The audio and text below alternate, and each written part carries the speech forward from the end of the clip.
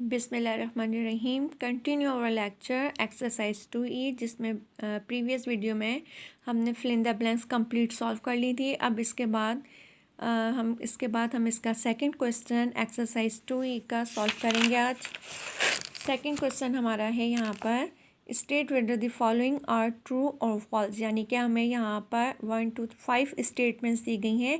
हमने इन स्टेटमेंट्स को पढ़ना है, समझना है और फिर हम इसको करेंगे कि ये ट्रू है या फॉल्स है। तो हमारे पास जो फर्स्ट स्टेटमेंट है, हमारे पास यहाँ पर क्या है, हमारे पास 4 and 6 have no common factors, यानी कि 4 नंबर का और 6 नंबर्स के कोई भी कॉमन फैक्टर्स नहीं होते, या ये दोनों कॉमन फैक्टर्स नहीं रखते। तो जहाँ तक हमें याद है कि हम 4 नंबर्स जो है उसको 2 नंबर कम्प्लीटली डिवाइड कर सकता है, और जबकि 6 नंबर को भी 2 नंबर, यानी कि 4 और 6 को 1 और 2 इनके कॉमन फैक्टर्स हैं। तो यानी कि ये वाली स्टेटमेंट हमारी रॉन्ग है, तो हम यहाँ पर फॉल्स लिख देंगे। इसके बाद हमारी जो सेकंड स्टेटमेंट है, हमारे पास 1 2 3 and 4 are the only common factors of 12 and 24, यानी कि जो 1 2 3 and 4 हैं वो कॉमन फैक्टर्स हैं 12 and 24 के।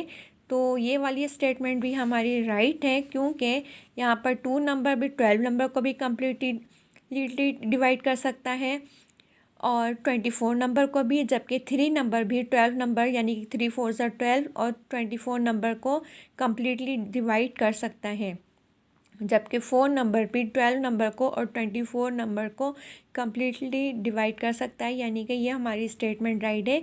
ये तमाम जो हैं numbers 1 2 3 and 4 only common factors हैं 12 and 24 के। ये वाली स्टेटमेंट हमारी राइट है, यानी कि हम यहाँ पर ट्रू लिख देंगे।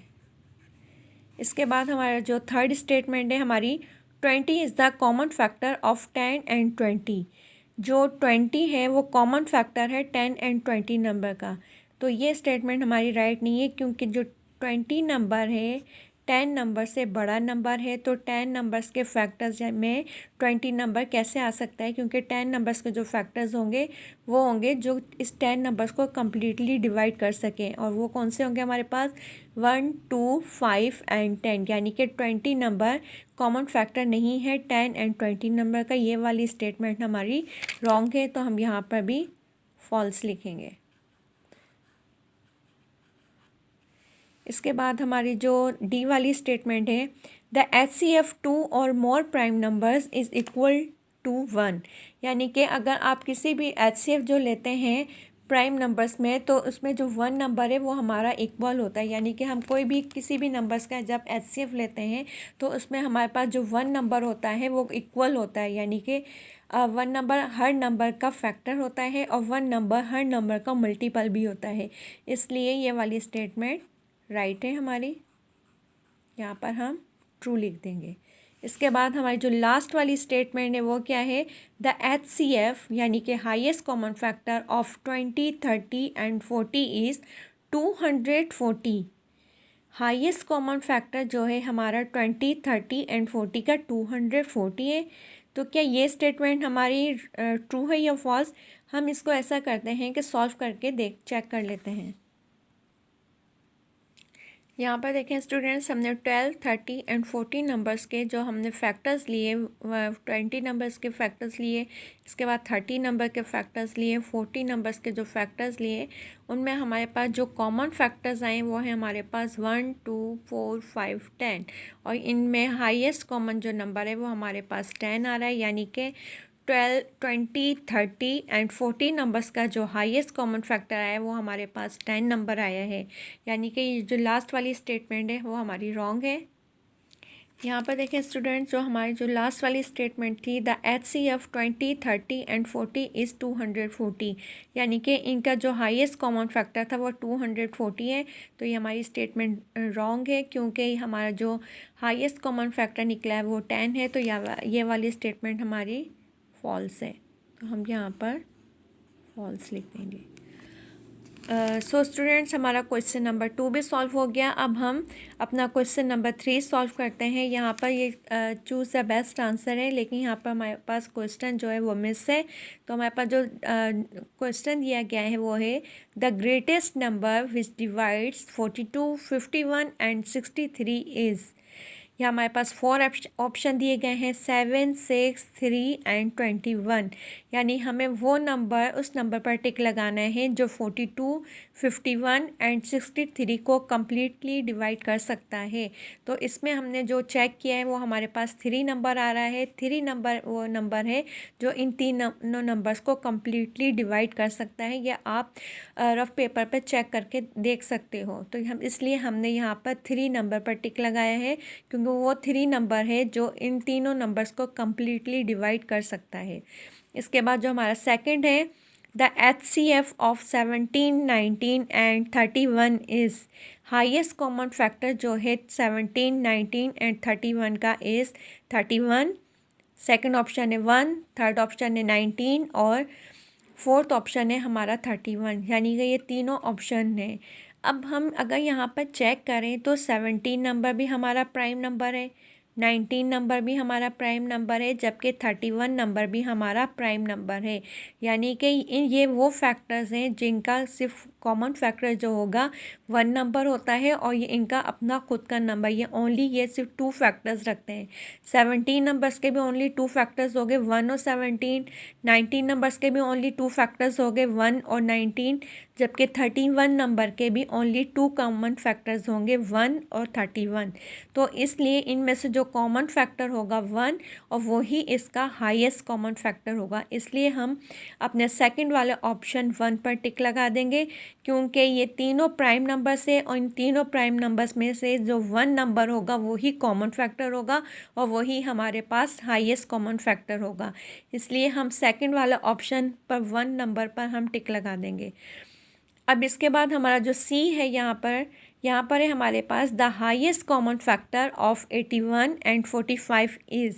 यानी यहाँ पर भी हमने HCF ही फाइंड करना है, और हमें फोर्थ ऑप्शन दिए गए हैं 3, 9, 5, 15। यानी अब हम इसको क्या करते हैं, हम अपने में आपको इसको सॉल्व करके चेक करवा देती हूँ। 81 और जो 45 का जो कॉमन फैक्टर होगा वो फिर हम चूज़ करेंगे कि इनमें से कौन सा सही है। इसको भी सॉल्व करके चेक कर लेते हैं। यहाँ पर देखें स्टूडेंट्स, 81 एंड 45 नंबर्स के जो हमने कॉमन फैक्टर्स जो आए हैं हमारे पास 1, 3, 9। 81 के फैक्टर्स हैं 1, 3, 9 और 1, 3, 5, 9, 15 एंड 45।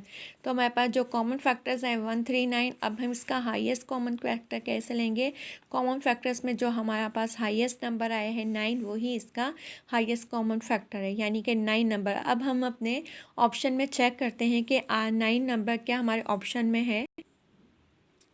हमारा जो आंसर आया था 9 नंबर। अब हम इसमें चेक करते हैं कि जो हमारे जो लिखे हुए हैं ऑप्शंस 3, 9, 5, 15, हमारा जो आंसर आया था 9, यानी कि हमारे जो आंसर 9 नंबर था वो हमारे सेकंड वाले ऑप्शन के साथ मैच है।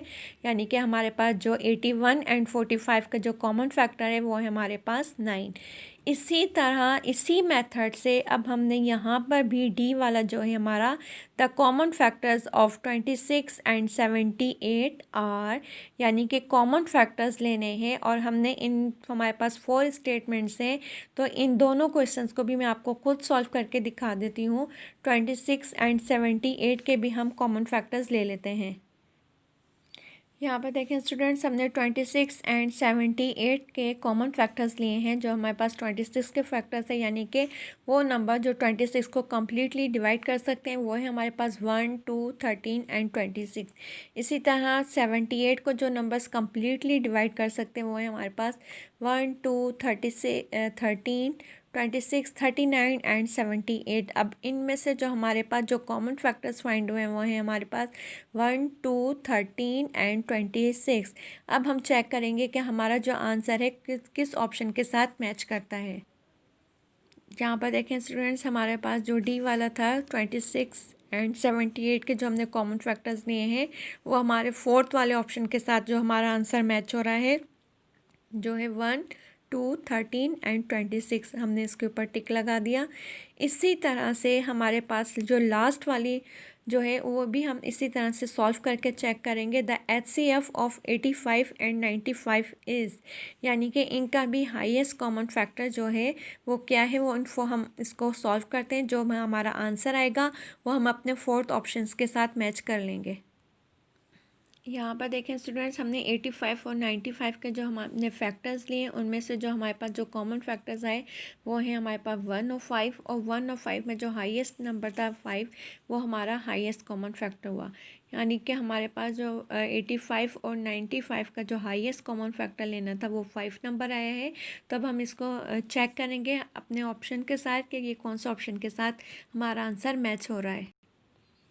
यहाँ पर देखें स्टूडेंट्स, जो HCF लिया था हमने 85 और 95 का, उसमें जो हमारा आंसर आया था वो 5 नंबर आया था, और 5 नंबर हमारे फर्स्ट ऑप्शन के साथ मैच कर रहा है। तो हम यहाँ पर हमारे 5 नंबर पर टिक लगा देंगे, यानी कि जो हमारा आंसर आया था 5 नंबर वो हमारे फर्स्ट ऑप्शन के साथ मैच हो रहा है।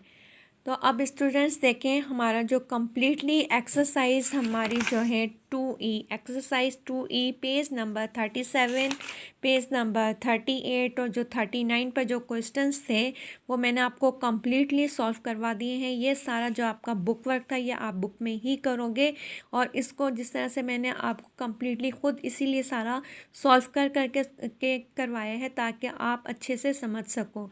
ये आपका वर्क है, जो आपका जो क्वेश्चन नंबर 4, 5, 6, 7, 8 और 9 जो क्वेश्चन मैंने समझाए थे, इसका जो बाकी के जो क्वेश्चन जो आपको मैंने होमवर्क दिया था वो आप अपनी क्लास वर्क कॉपी में अटैम्प्ट करें और मुझसे स्कूल में चेक करवा लें।